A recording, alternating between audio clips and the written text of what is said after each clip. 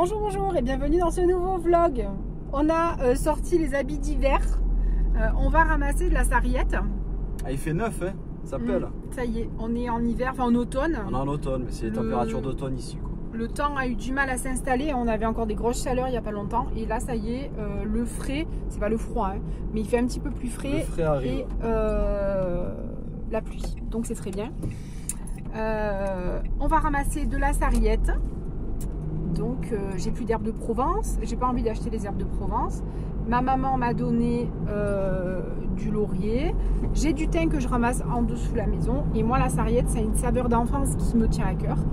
Ça me rappelle les fromages de chèvre de ma grand-mère. Donc la sarriette, c'est une herbe que j'aime par-dessus tout. Ça ressemble un petit peu à l'origan et à la marjolaine en gros. Et du coup, moi je la ramasse et je la fais sécher et je fais mes herbes de Provence. Voilà, allez on vous embarque, ça va ? Oh oui, qu'est-ce que tu dis? Tu me parles? Ah, et derrière, il y en a un, derrière, c'est un âne de Provence. Il a le. Ah, moitié, non, ça doit être un croisement aussi. Ah, ils sont beaux. Ah, non, c'est un âne de Provence, il a la croix. Alors là, on va passer sur un pont. C'est l'angoisse. Il n'y a pas de bordure. Et c'est. Oh, lui, il est pas cool. Ah, regarde ta route, chouchou. Hein. Voilà, donc déjà là, on ne sait même pas si on va pouvoir passer. Alors déjà, on est monté pour ramasser de la sarriette, ils ont barré la route. Donc on n'a pas pu passer. Oh là là, l'angoisse. Oh, c'est angoisse. Putain. Ça passe? Ouais, ça passe.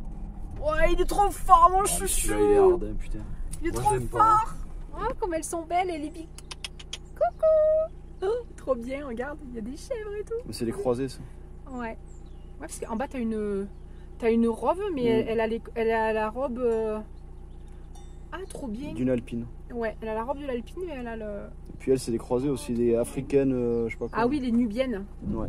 Oh, elles sont belles. Ah bah oui, elles sont belles. En bord de route, regardez ce qu'on a trouvé. Alors chez nous, on l'appelle le sanguin. Donc là, c'est un champignon qui est rouge, on appelle ça le rouge aussi. C'est le lactaire délicieux. Donc, mais ça c'est un safrané. Il est vraiment très safran, vous voyez.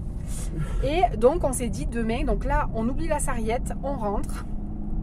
Et demain on va aux champignons. Donc nous on les fait, chez nous on les fait soit à l'ail et au persil à la poêle.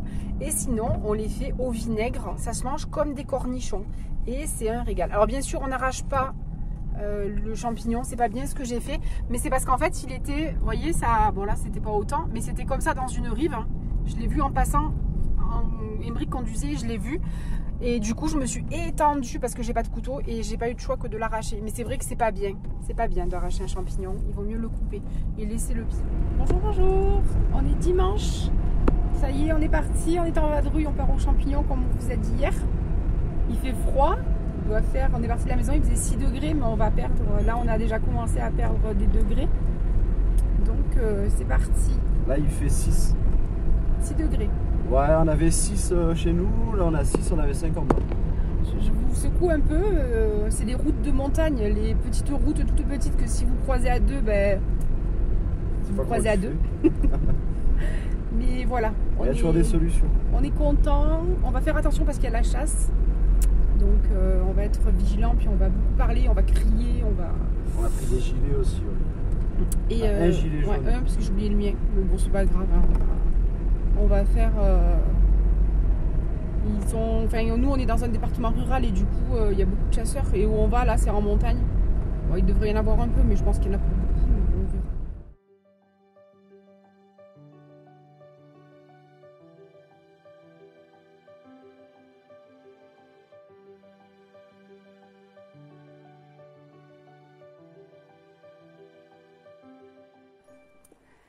Ça y est, on est arrivé. Alors on a laissé la voiture, on voulait monter un petit peu plus haut en voiture.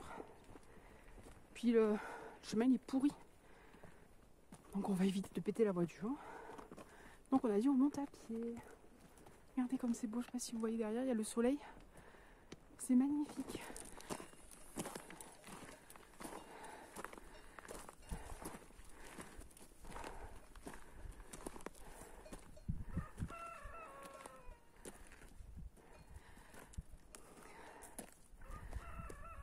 On avait peur qu'il y ait le chien et finalement, ben, a priori, il n'y en a pas. Il doit dormir. Ouais, mais qui dorment bien.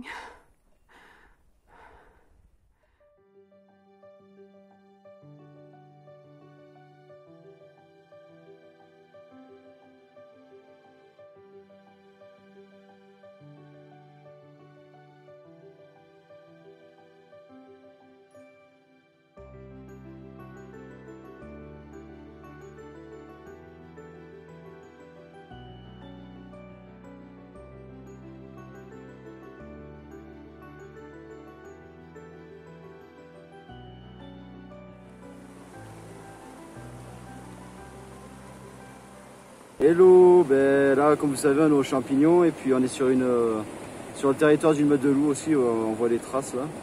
On a une là, puis ça suit derrière. Et moi en fait je filme la meute, mais de l'autre côté du massif. Et je pense que c'est la même meute quoi. Voilà, les premiers. Alors ils sont peut-être un peu verts dessus, mais c'est pas grave. Et en général vous en trouvez un, des fois il y en a plusieurs. Il y en a un autre petit là.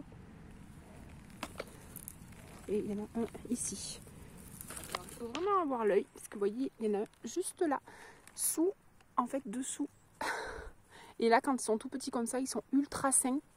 Je me demande s'ils sont pas venus au champi les autres. Peut-être. Hop, là on coupe et on retourne. Et là on voit que le pied est très sain. Sinon, il y aurait des vers dedans en fait. Donc là, il est ultra sain celui-là. Et on laisse le pied sur place. Voilà Pépère. Ouais, il est magnifique. Ouais. Il est beau.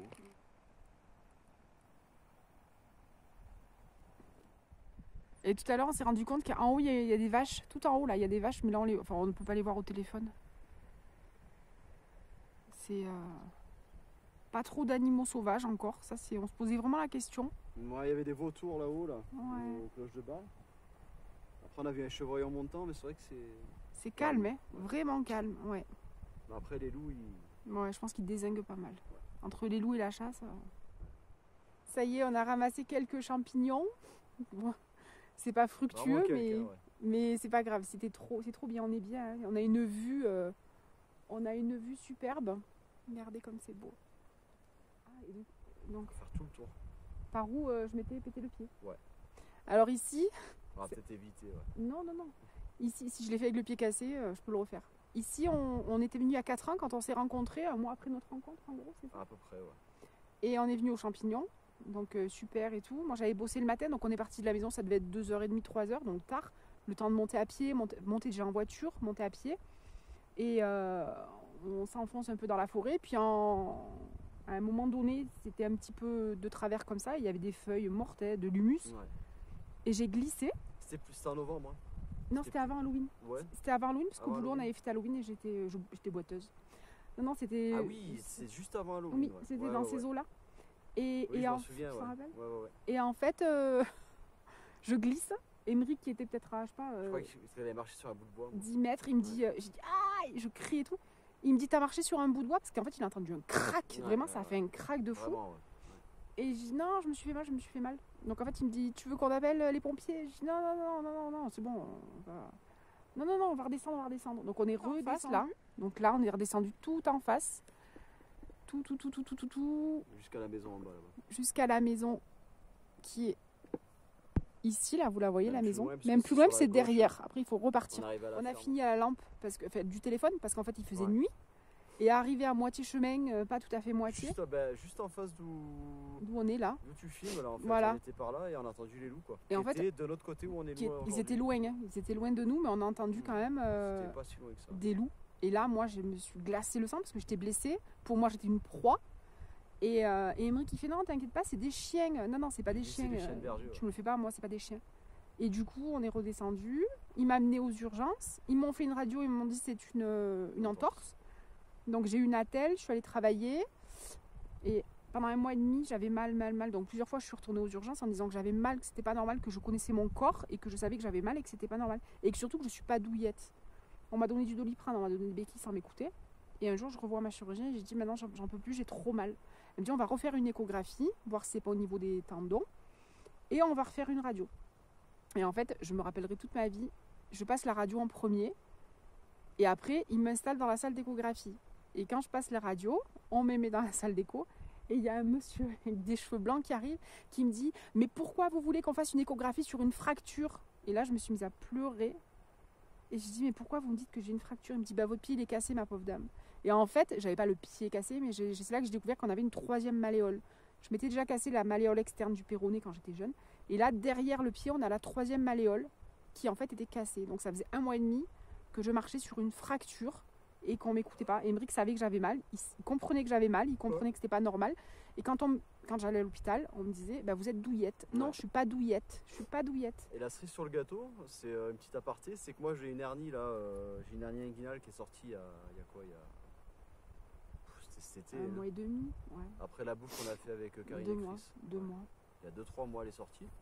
Et je dois me faire opérer là-bas en janvier, donc je vais peut-être aller sur Aix-en-Provence me faire opérer finalement. On n'a pas un hôpital. Ils sont pas très performants. Ouais.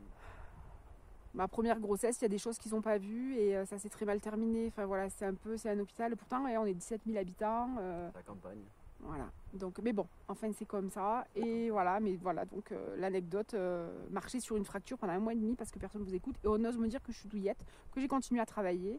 Bon, j'étais caissière, donc j'étais assise, hein, mais voilà, c'est... Et donc on est revenu ici, aujourd'hui, 4 ans après. 4 ans après, ouais. Et on est au même endroit où... ouais, kiff, voilà. c'est la forêt juste derrière. C'est la forêt derrière, là. Donc, la forêt juste derrière nous, si on a récupéré les champis, là, puis...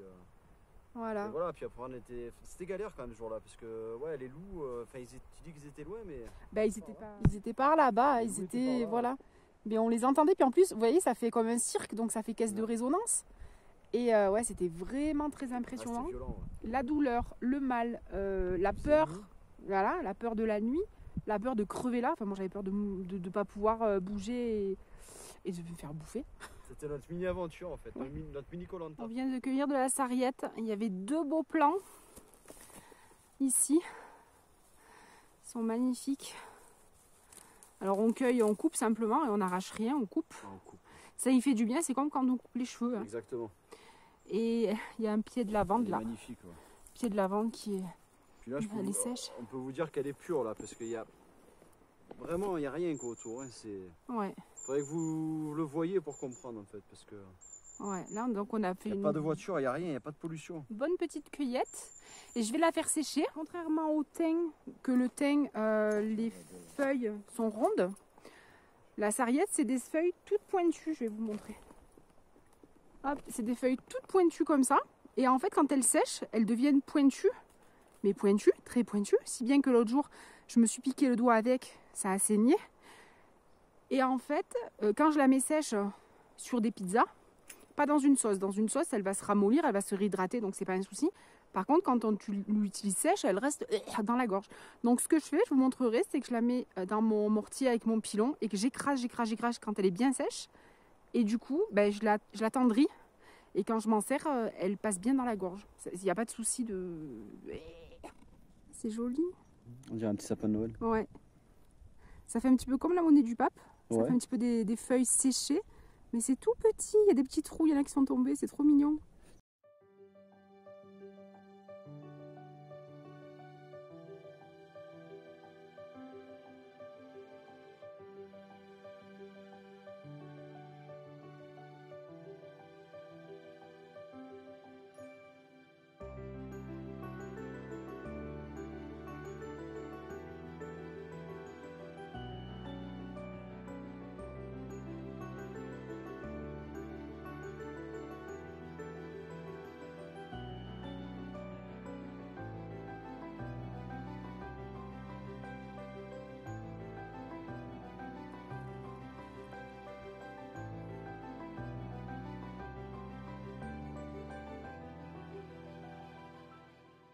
Si vous voyez le vlog, c'est qu'on est rentré entier. Parce que là, quand on a vu ça, on s'est dit, mon Dieu, mais nous sommes en danger. Donc, je sais pas, attention, zone piégée. Allez, j'espère que vous verrez ce vlog. Je croise les doigts.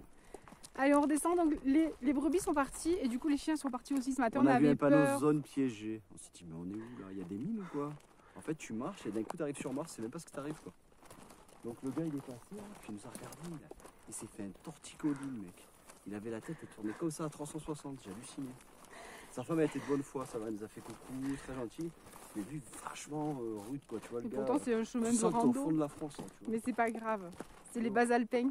Voilà, là, on va aller voir les oies. Alors là, ce matin, je pouvais pas filmer parce qu'en fait, j'avais peur qu'on se fasse pessuguer les fesses. Pessuguer en patois, ça veut dire mordre, pincer. Il y avait les patous et on en a peur des patous. On va éviter de les faire. On va pas traîner.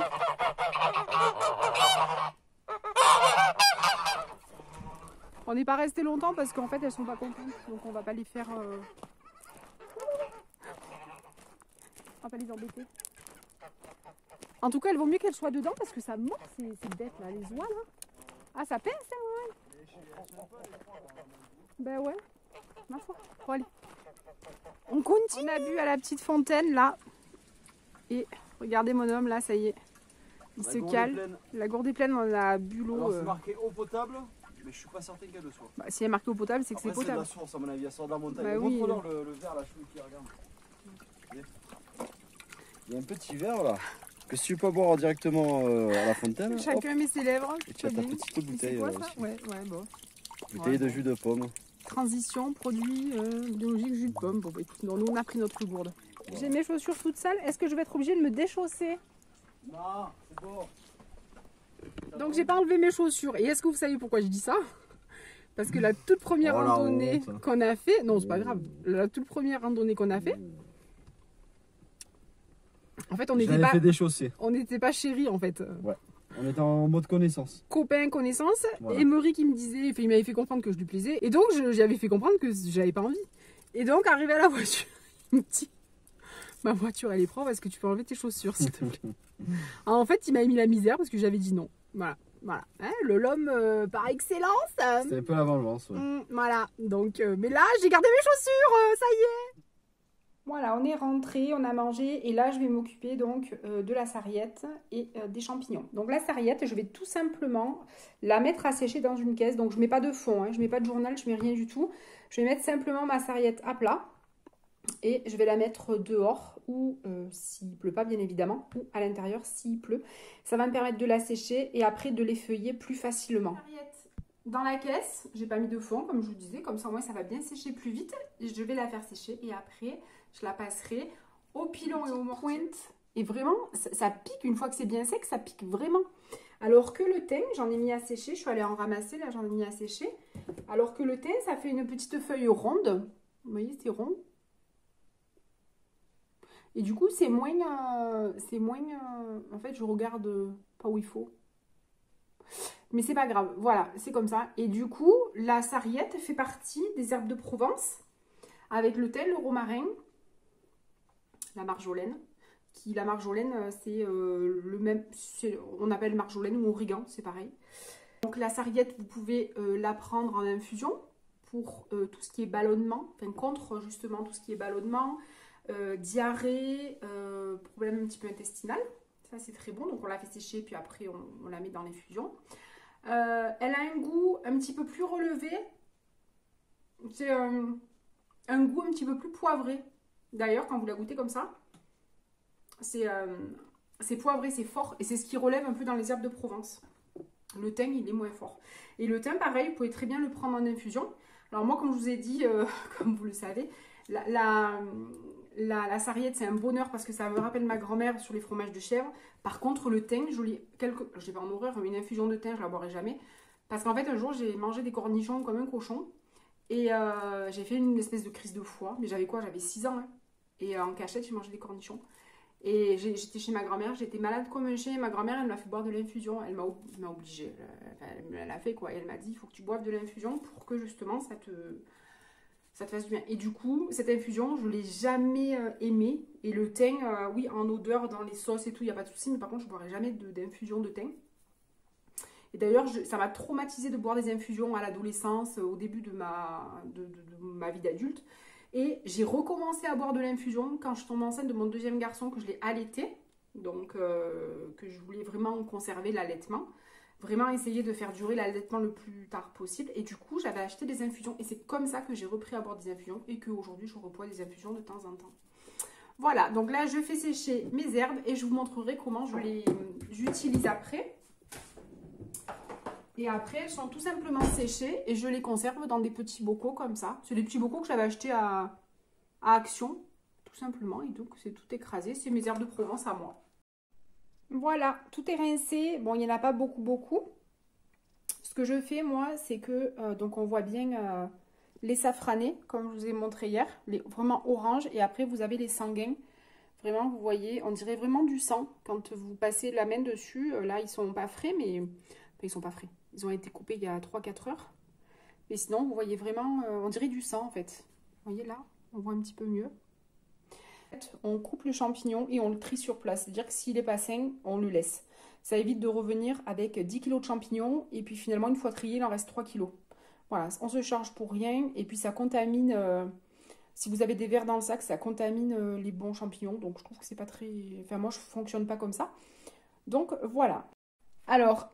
Le poids, on avait dit, moi j'avais dit entre 900 grammes et 1 kg, enfin pas 1 kg, et Emeric il avait dit entre 1 kg 2, 1 kg 3. 1 kg 2, 1 kg 3, et Emeric a gagné 1 kg 214. Ah c'est beau. Je vais clôturer ce vlog et je voulais avant vous montrer ce que j'ai reçu. Je ne sais pas si vous connaissez, je suis rouge comme un gratte-cul. Vous connaissez les gratte-cul? C'est des baies, des petites baies comme ça. C'est rond et dedans il y a plein de poils et si on les mange on dit que ça gratte, c'est des gratte-cul. Voilà.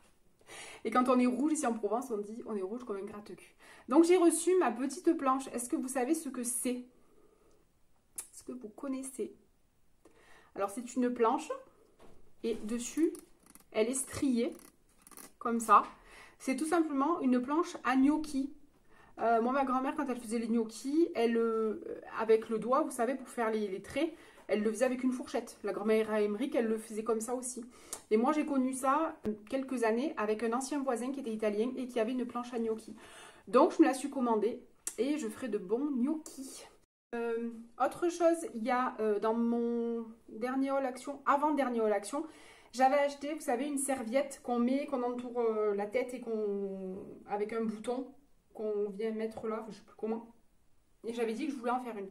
J'ai repris mes cours de couture et donc samedi matin je suis allée à la couture et j'ai réalisé, alors j'avais pas de, pour les couturières vous saurez de quoi je parle, j'avais pas de surjeteuse, du coup j'ai fait un petit point zigzag tout le long pour éviter que la serviette s'effiloche, mais du coup je pense que mon point est trop serré, dites-moi si vous connaissez, parce que du coup on dirait un peu la serviette de Laura Ingalls, elle est pleine de vagues là, ça fait très froufrou. Donc voilà, donc j'ai mis le petit élastique et il ne reste plus qu'à mettre ici, je ne sais plus de quel côté, il faut que je regarde, il ne reste plus qu'à mettre le bouton de manière à pouvoir venir l'accrocher. Voilà, donc je suis très contente de ma réalisation. À refaire et je pense à détendre, mon point, le point zigzag. Je sais pas, dites-moi, je pense que j'ai trop de tension sur le fil. Dites-moi si vous y connaissez en couture et si effectivement il y a un problème de tension de fil. Voilà, ce vlog est maintenant terminé. J'espère que vous aurez passé un bon moment avec nous. Dites-nous si, comme chez nous, la cueillette de champignons est un peu une anthologie. Hein, chez nous, au milieu rural, la cueillette de champignons et tout ce qu'on peut cueillir dans la nature pour le cuisiner, c'est juste un bonheur. Je ne sais pas comment vous le percevez. J'espère que ce petit vlog vous aura plu. Dites-nous quelles sortes de champignons vous ramassez chez vous, parce qu'il y a des coings à cèpe, des coings à girolles, des coings à chanterelle, des coings à sanguin, sûrement d'autres champignons que je ne connais pas. Voilà, parce que nous, essentiellement les sanguins et les petits gris. Mon frère qui est en Lozère ramasse des cèpes, mais nous ici on n'a pas de cèpes, donc je ne connais pas. Voilà, je vous souhaite une très bonne soirée. Je vais me lancer dans la recette du ragoût de champignons. Je ferai une autre vidéo à part et je vous régalerai. Je vous souhaite une très bonne soirée et je vous dis à très vite.